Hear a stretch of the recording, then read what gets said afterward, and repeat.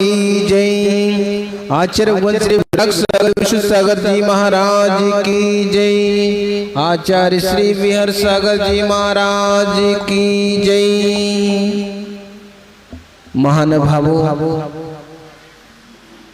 आचार्य योगेंद्र स्वामी महाराज हुए हैं, जिन्होंने योग सार ग्रंथ में कहा है, ड़िम्मल झान पड़ठ्यो कमम कलंक डवेहिम दहेवी अप्पालो जेण परू में ते परमपड़वेवी, कि अपने कर्म मल को भस्म करके,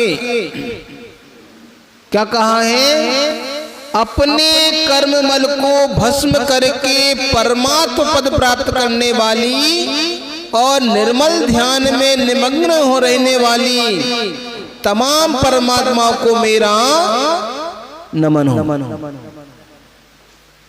इसमें किसको नमस्कार किया गया?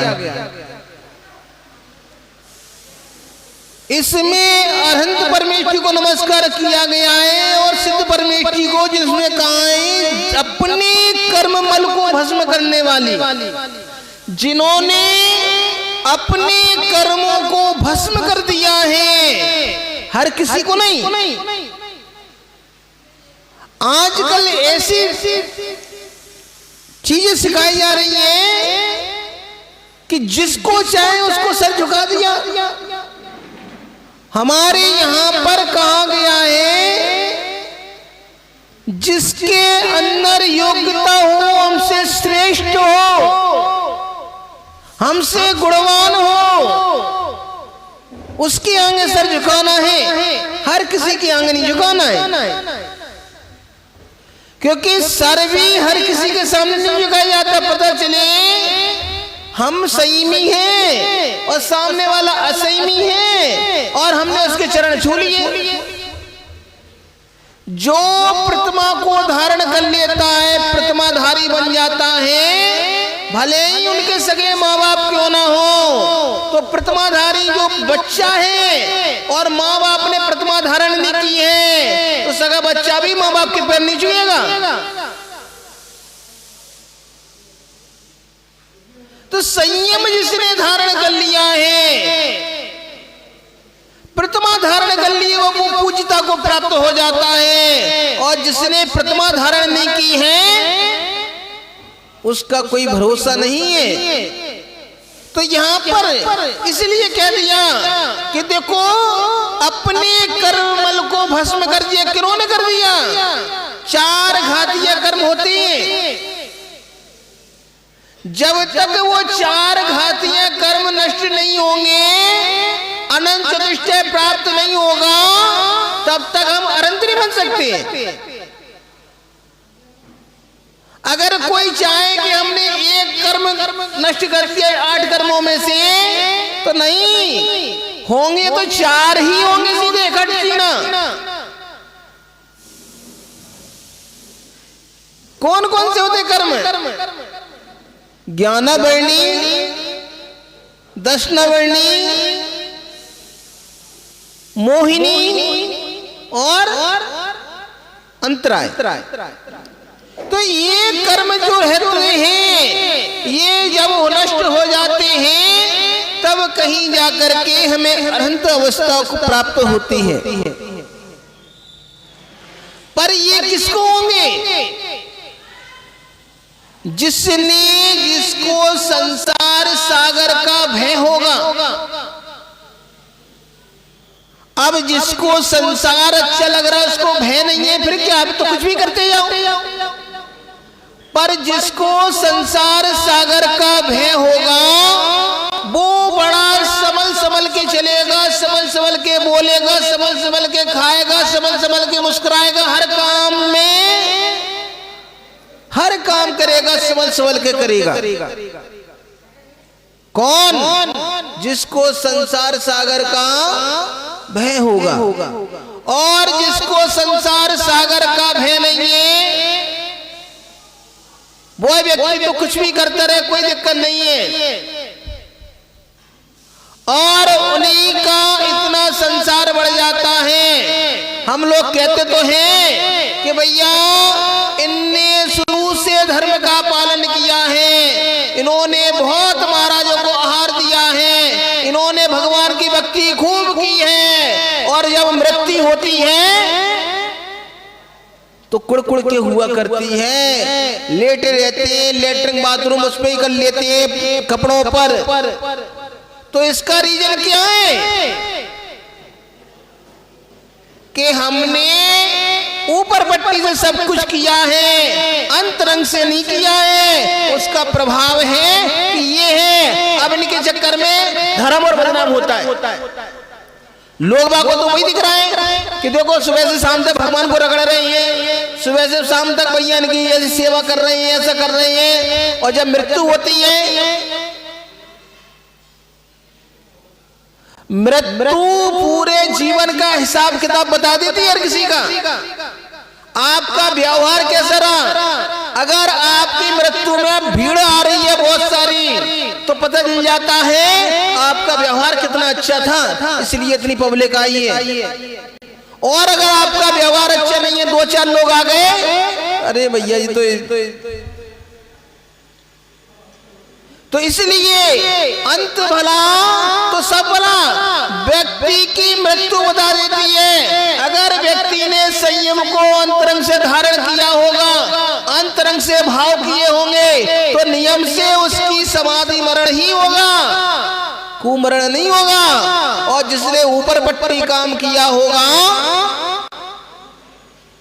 तो लोग भक्त यही कहेंगे राम नाम सत्य है, ये मुर्दा बड़ा जबरदस्त है भैया, दर्द होने लगा, जीते जी पेर रहा था, मरने के बाद भी पेर रहा है, भैया इसको पकड़ो भैया। तो संसार भ्रमण नहीं करना है, संसार भ्रमण तो हमने अनंत काल से किया है। और अगर ये मौका मिला है एक हमें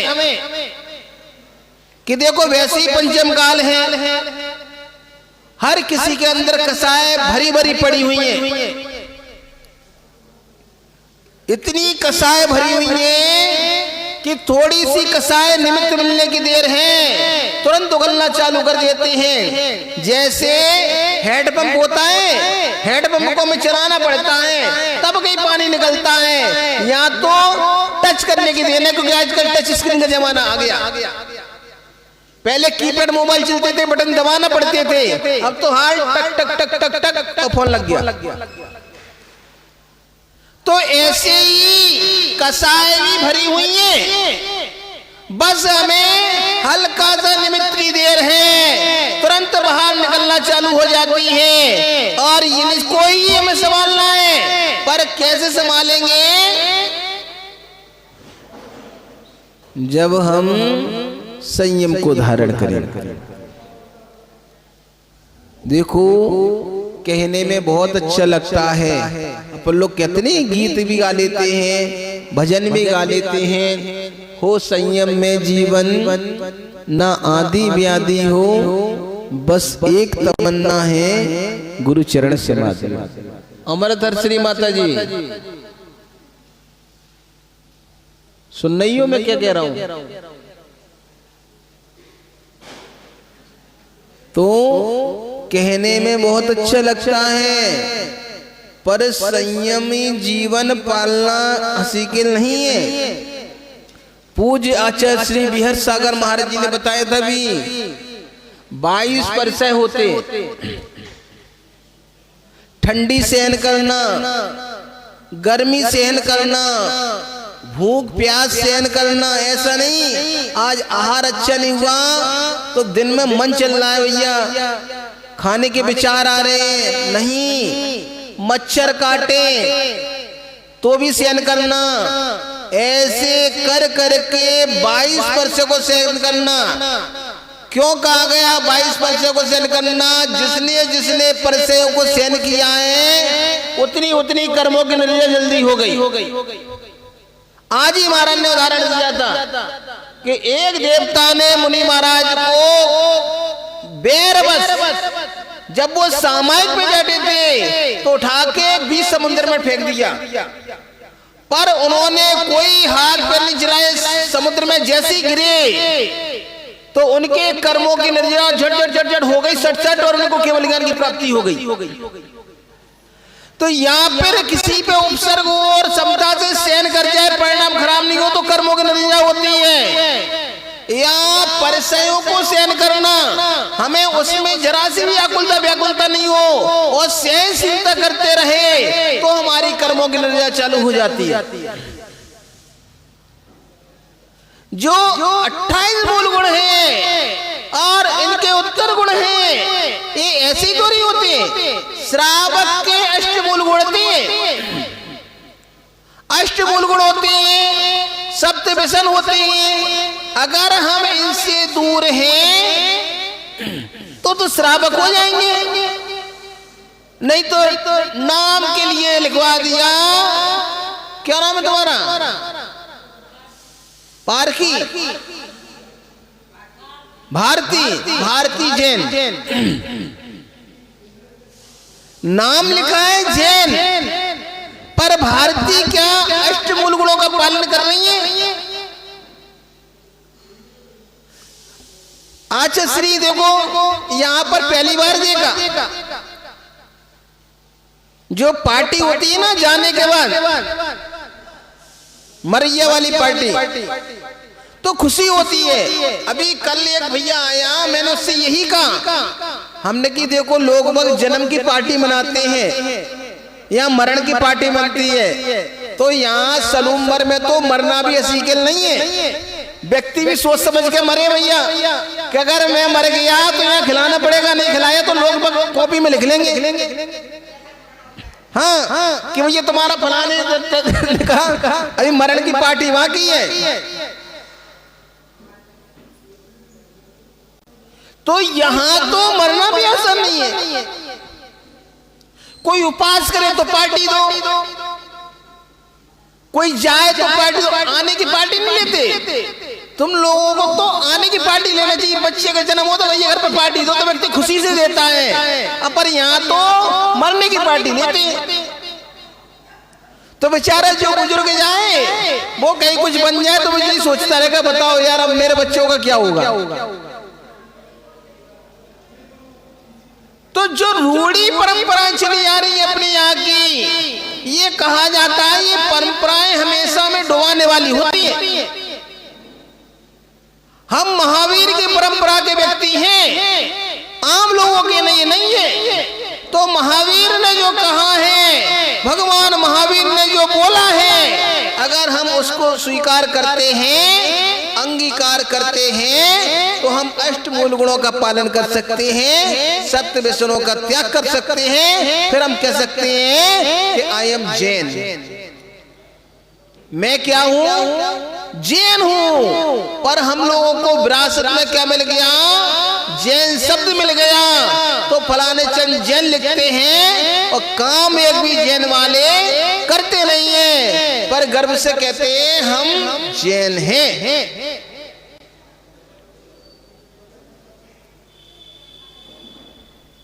धीमे धीमे करके जीवन निकलता जा रहा है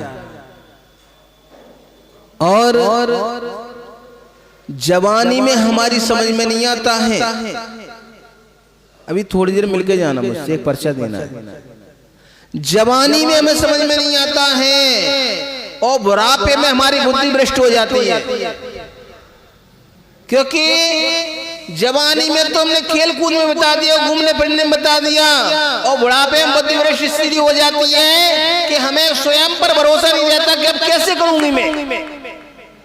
कोई कहते भैया नियम संयम धारण कर लो, अरे महाराज अब शक्ति नहीं रही हमारे अंदर, अरे महाराज अब चलने की शक्ति नहीं रही। अरे जब शक्ति थी तब तुमने क्या कर लिया? जब शक्ति थी तब कुछ कर नहीं पाई, अभी कर लो। कछु नहीं पीछे लेके जापी करती रही हो। अगर हमारे हाथ में ये चीज आ जाती है, इसको कोई छोटी मोटी चीज मत समझना, ये पावरफुल शक्ति है पीछे।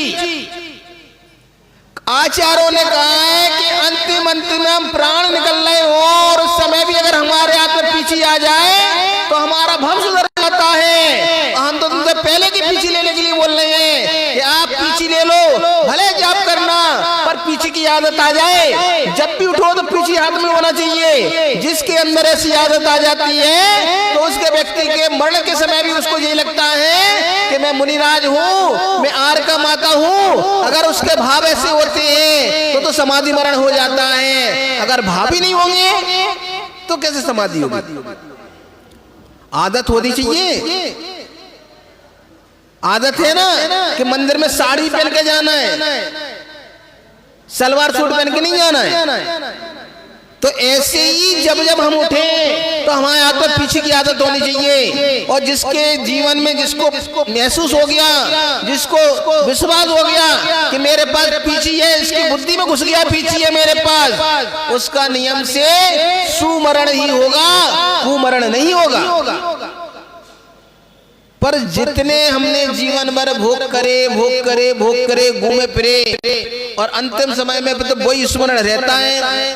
कहा जाता है पापा तुम्हारी मोड़ी आ गई, तो कहते अरे बेटा तुम आ गई, और फिर रोना चालू। तो जो व्यक्ति मरते हुए रोते हैं उनके नियम से संकलेश परिणाम होते हैं, और संकलेश परिणाम हमेशा हमें नीचे की ओर ले जाते हैं, ऊपर की ओर कभी नहीं ले जाते। इसलिए अपने जीवन में थोड़ा थोड़ा सही कुछ न कुछ तो संयम को धारण जरूर करना चाहिए, क्योंकि अनादिकाल है और जीव भी अनादिकाल से है, और संसार रूपी समुद्र का भी कोई अंत नहीं है। आप सोचो जीव राशि खत्म हो जाए, न कभी हुई थी और न कभी होगी। बस जब तक हम भगवान ने बने तब तक हम संसार में भटकते आ रहे हैं। हमारा जन्म आज का नहीं है। अगर व्यक्ति यही समझ ले तो उल्टे सीधे काम करना बंद कर देगा। हम लोग तो सोचते हैं कि अभी बस जन्म हुआ है, बस मस्त खाओ पियो और घर में रहो और मर जाएंगे, फिर देखेंगे बाद में क्या होगा। होगा क्या? जो करोगे भाई तो होगा। तो इस संसार में मिथ्या दर्शन के वशीभूत होकर जीव ने दुख ही दुख पाया, उसे कभी सुख मिला ही नहीं। अब मिथ्या तो क्या, तो मिथ्या दर्शन कैसे? चलो ठीक है, आज भी अपन लोगों की श्रद्धा है मिथ्यात्व पे। भले खूब जैन हो, खूब आदिनाथ को रगड़ते हो, पर बगल में नाली के ऊपर वो है ना, वहां भी अगरबत्ती लगा के चले आते। तो जैसे भारत में रिश्वतखोरी है ना, कि कितना भी कोई भी मोदी भी आ जाए, कोई मोदी का बाप आ जाए, पर व्यक्ति जो इसको रिश्वत लेने की आदत पड़ गई है वो रिश्वत लेना नहीं छोड़ेगा। 100 नहीं 50 ले ही लेगा, अंदर खाने छुपा के ले लेगा, पर लेगा जरूर।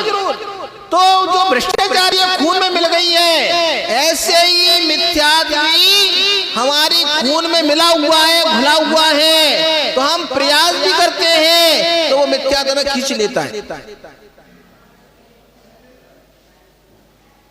आज व्यक्ति को भगवान की बात पर भरोसा नहीं है, आचार्य महाराज की बात पर भरोसा नहीं है। अगर भरोसा होता तो हम दुखी हो ही नहीं पाते कभी भी, अभी तो हमेशा सुखी रहते।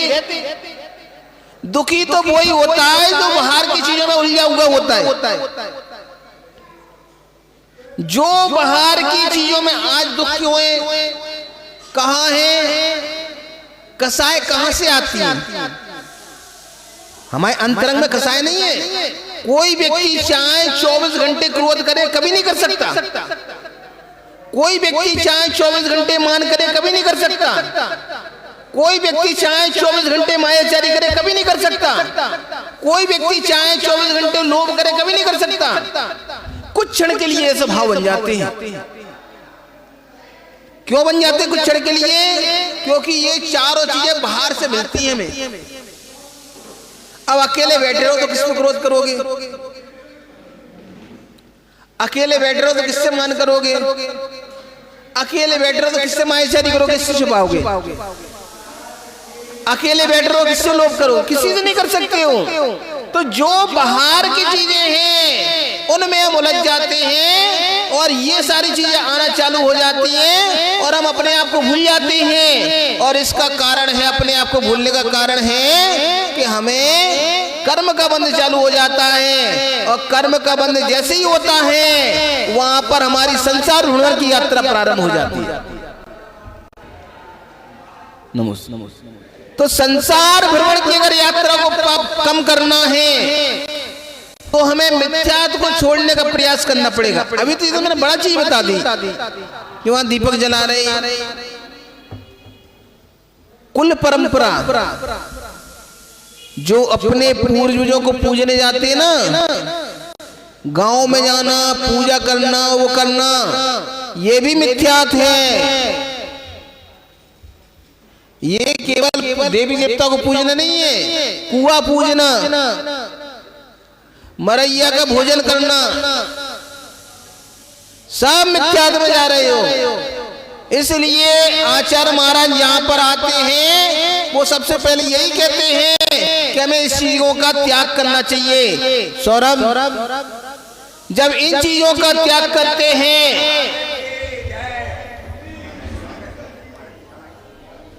सौरभ